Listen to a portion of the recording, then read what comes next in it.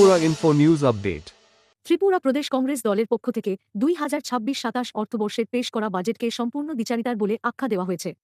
তাদের দাবি, এই বাজেটে সাধারণ মানুষের জন্য কোনো স্বস্তির ব্যবস্থা নেই, বরং জনগণের উপরই অতিরিক্ত বোঝা চাপানো হয়েছে। এই বাজেট থেকে লাভবান হচ্ছেন শুধুমাত্র বিজেপির নেতা ও মন্ত্রীরা, আর সাধারণ মানুষের কপালে জুটছে শুধু আশ্বাস আর ভাষণ।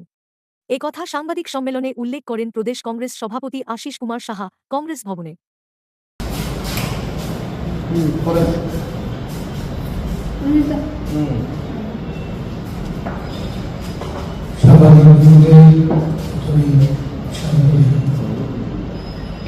আজকের এই প্রেস বার্তা আমার সাথে আছেন প্রদেশ কংগ্রেসের মিডিয়া ডিপার্টমেন্টের চেয়ারম্যান মুখপাত্র হরিশ চক্রবর্তী মহাশয় এবং আমাদের সোশ্যাল মিডিয়া ডিপার্টমেন্টের চেয়ারম্যান সচিব ভূমি। আপনারা অবগত আছেন যে গতকাল বিধানসভা রাজ্যে 2026-27 অর্থবছর এই বাজেট পেশ করা হয়েছে। এই বাজেটের উপর আমার প্রাথমিক প্রতিক্রিয়া হল, বিগত 18 সাল 8টি অর্থ বছরে বর্তমান বিজেপি এবং তার জোট শরিকদের সরকার যে বাজেট পেশ করেছে, তার মধ্যে এই বছরের বাজেট হল একটা সবচেয়ে বড় প্রতারণা এবং জালিয়াতি দলিল, যার মধ্য দিয়ে আমরা লক্ষ্য করেছি 25-26 অর্থ বছরে রাজ্যের বাজেট বরাদ্দ ছিল 32,423 কোটি 44 লক্ষ টাকা।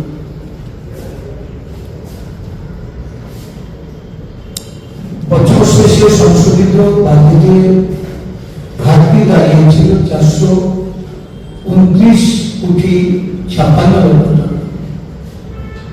এই বাজেটে একাধিক উন্নয়নমূলক প্রকল্প, কর্মসংস্থান বৃদ্ধি, অবকাঠামো নির্মাণ, সামাজিক সুরক্ষা সহ নানা কর্মসূচির ঘোষণা ছিল। বাস্তবে তার কিছু দেখা যায়। বর্তমানে বাজেট পরিকল্পনার পূর্বে রাজ্য সরকার ষোড়শ অর্থ কমিশনের কাছে আগামী 5 বছরের জন্য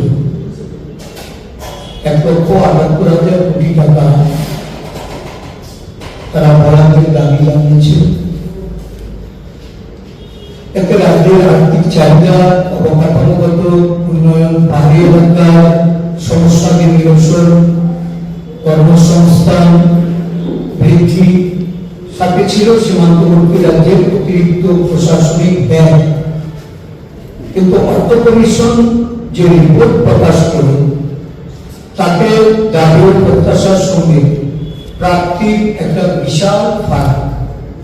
এই অর্থবর্ষে ষোড়শ অর্থ কমিশনের অনুদান 31 কোটি টাকা কম পেয়েছে আমাদের রাজ্যের সরকার।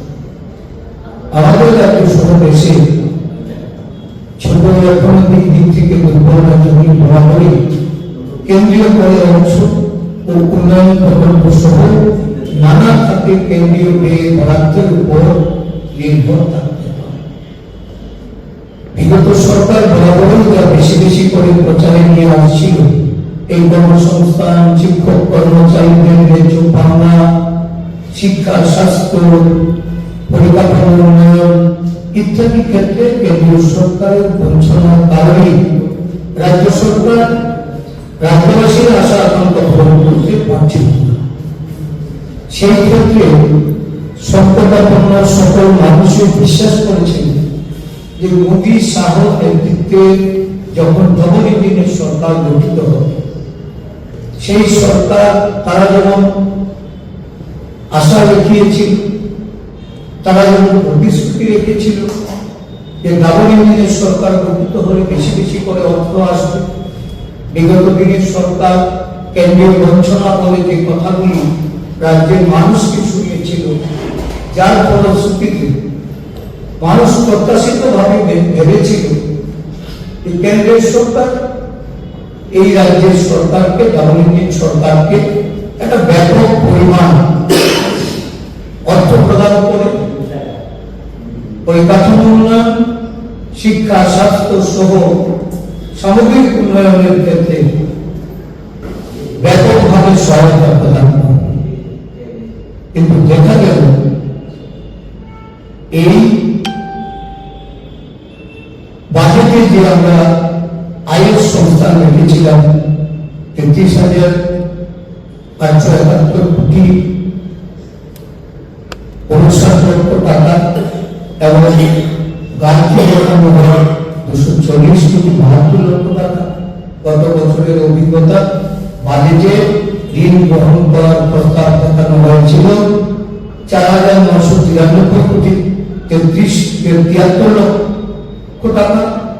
বছর শেষে সংশোধনী বাজেটে দেখা গেছে ঋণের পরিমাণ বেড়ে দাঁড়িয়েছে 7,961 কোটি 60 লক্ষ টাকা।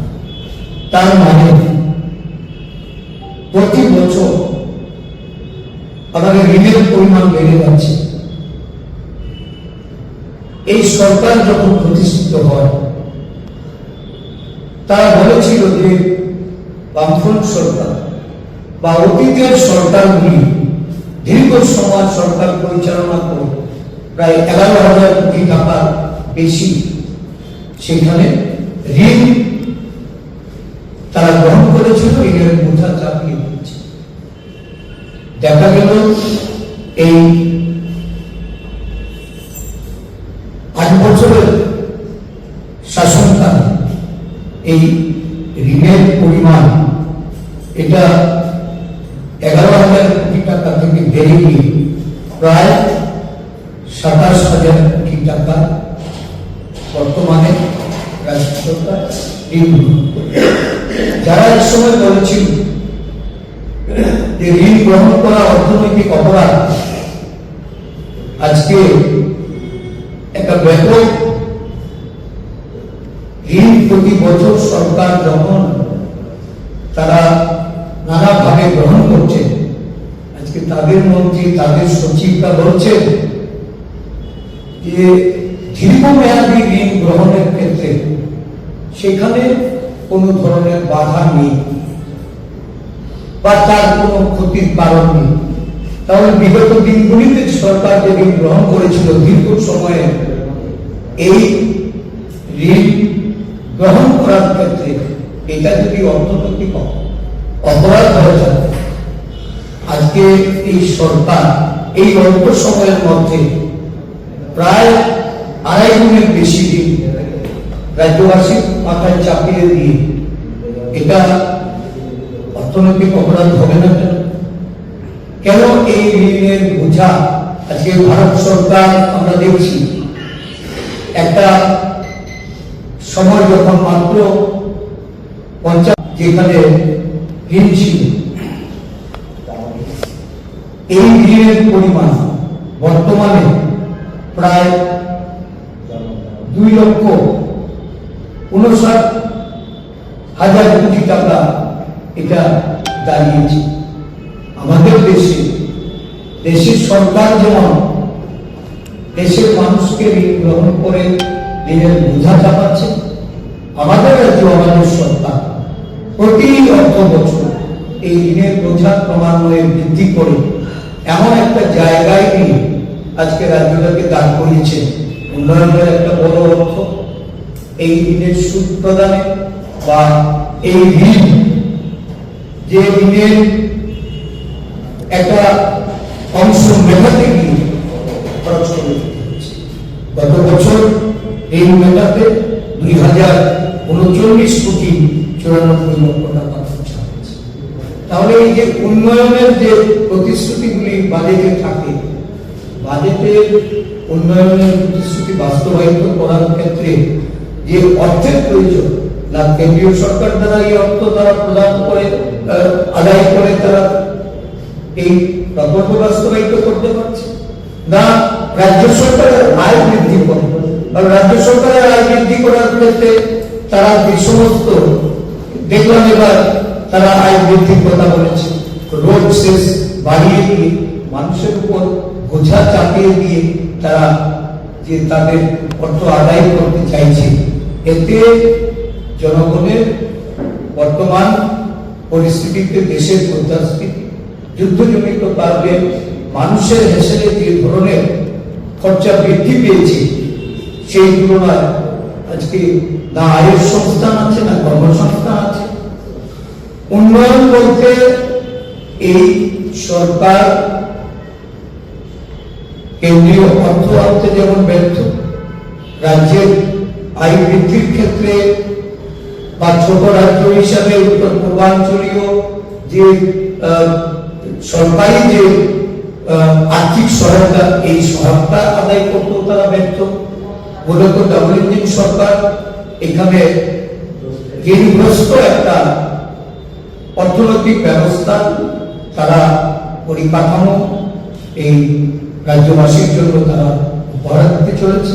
যে কারণে আমি বলছি যে এটা জালিয়াতিপূর্ণ, এটা পেপার জাগলারি, কাগজে করতে বিজ্ঞাপনে তারা দেখান উন্নয়ন, আসলে না এতে যুবকদের কর্মসংস্থান সহ কোন দিশা আছে, না শিল্পনীতি শিল্পের সম্প্রসারণের কোন দিশা আছে, না এই রাজ্যে কর্মচারী স্বার্থে রাজ্যের কর্মচারীদের তাদের ব্যাপক যে ডিএ থেকে শুরু করে তাদের বিভিন্ন ন্যায্য পাওনার ক্ষেত্রে, পেনশনারদের ন্যায্য পাওনার ক্ষেত্রে যে পরিমাণ ফারাক, এই ফারাক এইটার ব্যবধান কমানোর ক্ষেত্রে সরকারের কোনো পদক্ষেপ নেই।